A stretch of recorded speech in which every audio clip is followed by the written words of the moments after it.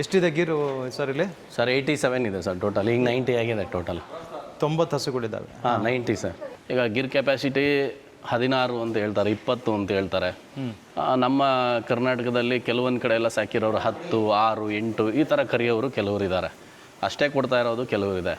But ಗುಜರಾತ್ಗೆ ಹೋಲಿಸ್ಕೊಂಡಾಗ ಅಲ್ಲಿನ ವಾತಾವರಣಕ್ಕೂ ನಮಗೂ ತುಂಬ ವ್ಯತ್ಯಾಸ ಇದೆ ಅಂತ ಹೇಳ್ಬೋದು. ಅಂದರೆ ಈಗ ಇಲ್ಲಿ ನಮ್ಮ ವಾತಾವರಣದಲ್ಲಿ ಗೀರ್ನ ಸಾಕ್ತೀವಿ ಅಂತ ಹೇಳಿದ್ರೆ ಹಾಲು ಕಮ್ಮಿ ಕೊಡುತ್ತಾ ಸರ್? ಇಷ್ಟೇ ಡಿಫ್ರೆನ್ಸು.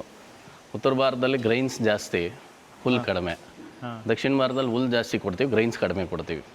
ಇಷ್ಟೇ ಡಿಫ್ರೆನ್ಸು. ಗ್ರೈನ್ಸನ್ನು ನಾವು ಹೆಚ್ಚು ಜಾಸ್ತಿ ಕೊಟ್ಟಾಗ ಆಟೋಮೆಟಿಕಲಿ ಅದರ ಏನು ಸ್ಟ್ರಕ್ಚರಲ್ಲಿ ಏನೇನು ಕೆಲಸಗಳಾಗಬೇಕು ಆಟೋಮೆಟಿಕಲ್ ಅದಾಗುತ್ತೆ. ಅದಾದಮೇಲೆ ಹಾಲು ಕೊಡೋವಂಥದ್ದು ರೆಗ್ಯುಲರಾಗಿ ಕೊಡುತ್ತೆ. ನಾವೇನು ಮಾಡ್ತೀವಿ, ದಕ್ಷಿಣ ಭಾರತದಲ್ಲಿ ಗ್ರೈನ್ಸು ರೇಟ್ಗಳು ಜಾಸ್ತಿ, ಅಲ್ಲಿದ್ದಂಗೆ ತುಂಬ ಕಡಿಮೆಗೆ ನಮ್ಗೆ ಸಿಗೋದಿಲ್ಲ ಕೆಲವೊಂದು ಐಟಮ್ ಎಲ್ಲ. ಅದಕ್ಕೆ ಏನು ಮಾಡ್ತೀವಿ ನಾವು, ಹಸಿ ಒಣ ಅದ್ರ ಜೊತೆಗೆ ಮಲ್ಟಿಗ್ರೈನ್ಸ್, ಈಗೇನು ಕಡಲೆಕಾಳು, ಹೆಸರು ಕಾಳೆಲ್ಲ ಹೇಳಿದ್ವಿ. ಈಗ ಹೊಸದಾಗಿ ಅದನ್ನೆಲ್ಲ ಒಂದು 3 ಮಂತ್ಸಿಂದ ಪ್ರಾರಂಭ ಮಾಡಿದ್ದೀವಿ. ಈಗೀಗ ನಮ್ಮ ಹಸುಗಳೆಲ್ಲ ಒಂದು ಲೆಕ್ಕಾಚಾರದಲ್ಲಿ ಬರ್ತಾ ಇದ್ದಾವೆ.